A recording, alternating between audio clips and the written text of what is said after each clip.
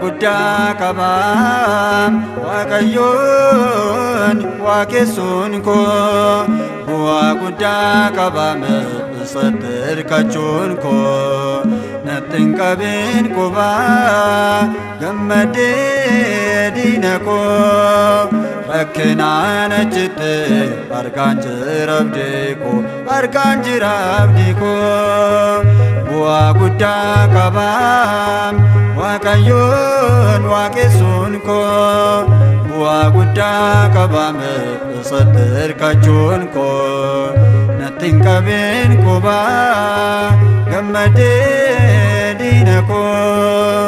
rakkinaan achitti argaan jira abdii koo argaan jira abdii koo.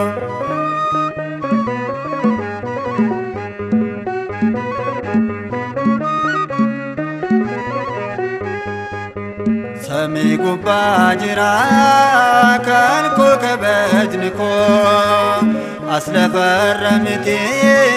lammii eenyummaan koo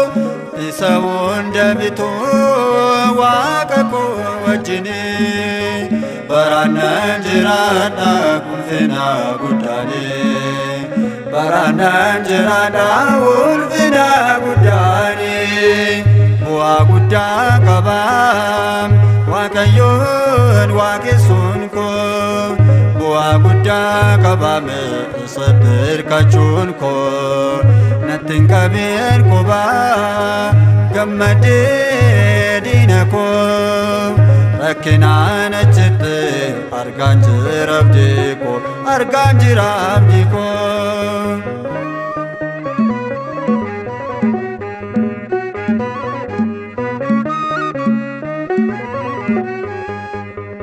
Irroo fakkaatu yoo haalaan ilaalame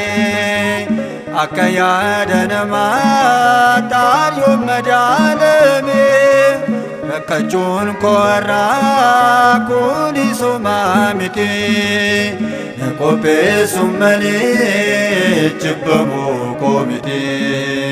na qopheessu malee jibbamuu koo miti. Bu'aa guddaa qabaa Waaqayyoon waaqessuun koo bu'aa guddaa qabaa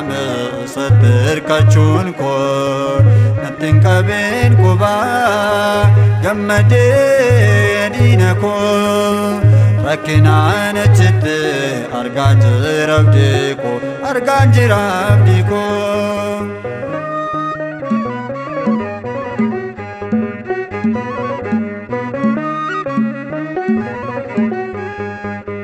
Humna hidhadheeraa Kiristoos irraati jaalalaan maleessaa dirqisiisuun miti mallattoo waaqa koo adda kooraan qabaa kiyyoon diina kooti eessaan nagaa qabaa kiyyoon diina kooti eessaan nagaa qabaa bu'aa guddaa qabaa Waaqayyoon waaqessuun koo bu'aa guddaa qabaa isatti hirkachuun koo natti hin qabin qubaa gammadee diina koo rakkinaan achitti argaan jira abdii koo argaan jira abdii koo.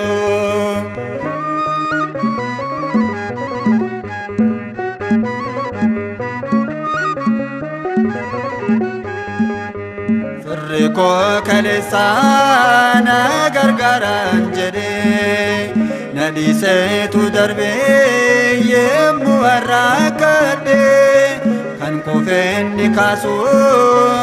innoo gooftaa koodha arrastaan murus eliro injeda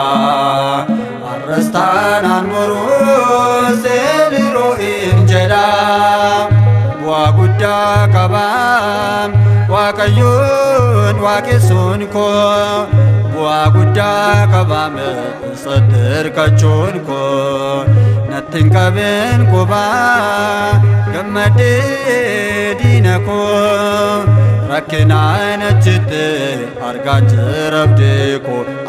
jira abdii koo